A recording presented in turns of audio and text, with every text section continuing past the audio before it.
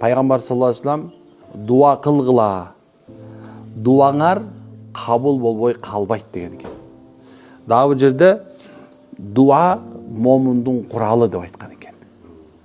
Дагы бир жерде болсо Пайгамбар саллаллаху алейхи вассалам о Алла өзүгөн сурагандардыкын бер деп дуа кылган экен. Кандай Пайгамбар сен өзүңөн сурагандарды бер. Эгер пендем мени менен өзүнүн ортосуна эч бирөөнү шерик кылбастан дуа кылса, мен кабыл кылам дейт Алла хадиси кудусиде.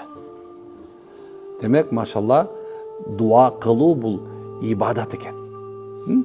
Кандай эле сиз ибадат кылдыңыз, сажда кылдыңыз, ар бир рүкү, сажда, мына айтканда рүкүндөрүн туура келтирдиңиз. Демек, дуанын дагы өзүнүн эмеси бар экен, тартиби бар экен.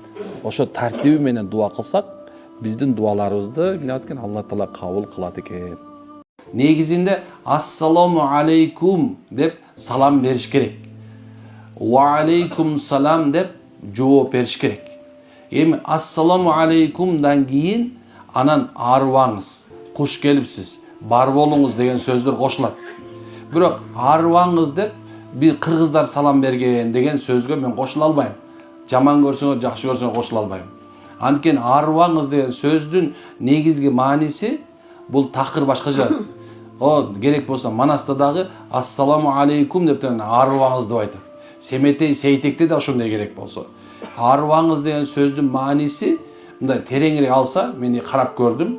Ал жерде сизге мындай бир бала келбесин, өсөөнүңүз деген сыяктуу маанилерди берет экен. Бирок негизинде мусулмандын ассаламу алейкум деп салам беришинде бул бекем сүннөт шариятыбызда милдеттүү түрдө ассаламу алейкум. Пайгамбарыбыз качан жолуксаңар салам бергиле, качан үзүшүп бириңердин жаныбардан бириңер кетип аткан болсоңор да бириңер салам бергиле. Ассаламу алейкум деп кеткиле деген. Качан үйгө келсе салам берип кирген болсоңор ассаламу алейкум деп кирсеңиздер, ал үйдө береке болуп тургандыгын айткан. Өзүңөрдүн балдарыңарга да салам бергенди үйрөткүлө, аялдарыңарга да салам бергиле. Билесиздер эмне үчүн? Анткени салам деген сөз бул Алла Тааланын аты, заты, сыпаттарынан болуп эсептелет. Тынчтык, Кудайдын тынччылыгы кааланат. Түшүндүңбү? Демек, мынакей ассаламу алейкум деп тосуп алыш керек экен. Жарык маанайлуу, анан өзүнүн колунан келген тамагын бергенге аракет кылыш керек экен. Коноктун зыяпаты ушул. Колунан келген тамакты берүү. Мен баратам, кой союп кой деген болбойт да.